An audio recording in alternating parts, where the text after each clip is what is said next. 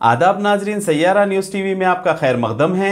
आइए देखते हैं कुछ अहम खबरें। सदर मजलिस बैरिस्टर असदुद्दीन ओवैसी ने Charminar MLA Mir Zulfiqar Ali, Mirza Riyazul Hasan Afandi MLC, AIMIM Charminar incharge Mohsin Balala, मजलिसी कॉरपोरेटर्स और कारकुनान के साथ हल्क़े पार्लिमानी हैदराबाद के तहत चारमीनार असम्बली कॉन्स्टिट्यूंसी के दबीरपुरा डिवीज़न में आज डोर टू डोर पैदल दौरा किया, आवाम से फ़र्दन मुलाकात की और 13 मई के दिन मुनक्किद होने वाले लोकसभा इलेक्शन 2024 में मजलिस के हक़ में अपने वोट का इस्तेमाल करने की गुजारिश की।